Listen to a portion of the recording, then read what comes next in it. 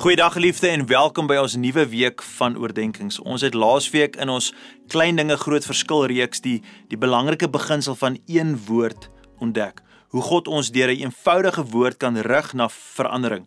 Nou indien jy vandag vir die eerste keer by ons inskakel of het dalk nie gister se preek geluister wat op hierdie platform is nie, wil ek vir jou aanmoedig om gerus daarna te gaan en dit gaan loer. Jy behoort hom ook aan die einde van hierdie oordenking te kan sien. Gewoonlik kom daar so 'n blokkie op 'n thumbnail. Jy kan net op hom klik en dan kan jy gister se boodskap gaan luister. Okay, goed. Hierdie week skuif ons nou die fokus effens. Ons kyk nou na ons gedagtes, want soos ons Sondag gesê het, dis dikwels die klein dinge wat niemand sien nie, wat lei tot die groot dinge wat almal wil hê. En een van daardie klein maar kritiese dinge is jou en my, dis ons denke. Nou, kan ek jou vandag 'n baie eenvoudige maar kragtige waarheid gee. Jou lewe beweeg altyd in die rigting van jou sterkste gedagtes. Dis in Spreuke 23 vers 7 wat dit vir ons so verwoord, want soos hy in sy hart dink, so is hy. Die Hebreëse woord vir hierdie dink wys letterlik na om te skat of te oorweeg of in jou binneste te beraam. Met ander woorde, dis nie net 'n oppervlakkige gedagte nie, nee, dis daardie interne oortuigings wat jou lewensrigting totaal en al vorm. So prakties dink jy oor, nee, as jy glo jy kan iets nie doen nie, dan sal jy waarskynlik dit nie regkry nie. As jy glo jy kan, sal jy waarskynlik probeer en dan sal jy daarin slaag. As jy altyd op probleme fokus, raai wat gaan gebeur? Jy gaan oorweldig word. Maar as jy op God se moontlikhede fokus, sal jy geleenthede raak sien.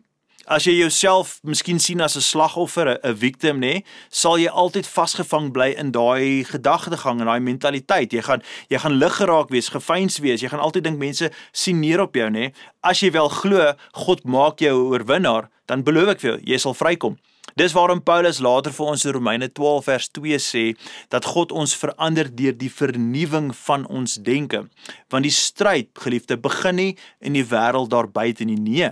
Dit begin hier binne in ons, in jou denke en in jou hart. So prakties, hier's 'n paar vrae wat ek jou mee wil los. Watter gedagtes tans beheer jou rigting, né? Wat is die dinge wat jou gedagtegang stuur? Is daar areas waar jy onbewuslik die verkeerde oortuigings voed, jy voer die verkeerde dinge? En wat sou gebeur as jy vandag sou kies om anders te begin dink? Geliefde, begin vandag om op te let oor wat dit is wat jy dink. Hoe dink jy en wat dink jy? Nee, wanneer negatiewe of ontmoedigende gedagte inkom, nee, vra jouself, is dit wat God oor my sê? Of is dit wat die vyand oor my sê? Want as dit nie van God afkom nie, dan wil ek dit nie hê nie. En dan herinner jy jouself daaraan dat my lewe beweeg in die rigting van my sterkste gedagtes. Daai Spreuke 23 vers 7. Geliefde, die pad van geestelike groei begin met die groot besluite. Maar dit begin nie met die groot besluite nie, dit begin met die klein besluite, nee. Dis nie groot planne nie, dit begin hier met klein gedagtes, die gedagtes wat niemand sien nie, maar wat God elke oomblik raak sien. Môre gaan ons kyk hoe God selfs daardie denke wil vernuwe deur sy gees. Daai klein gedagtes, of dit nou, ons wil op die goeie gedagtes fokus, maar as daai klein gedagtes inkom, skakel môre en dan praat ons oor hoe die Here ons gedagtes gaan vernuwe. Maar vir nou, kom ons bid saam.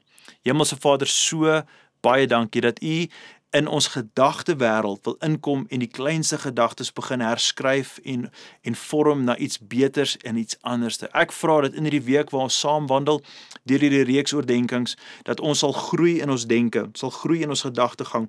Daar's so baie mense wat worstel met gedagtes wat oorweldigend en ontmoedigend is, Here, en daarom vra ek Here vir ekstra geloof hierdie week. Vir mense om los te kom van daai negatiewe, angstige en vermoeiende gedagtes en dat ons beleef hoe U deur U Gees van binne af buitentoe ons gedagtes transformeer. Dis ons gebed vir hierdie week. Ons bid dit al saam in die mooi naam van Jesus. Amen en amen, geliefde. Ek sien jou môreoggend weer op hierdie platform. Gaan in vrede. Totsiens.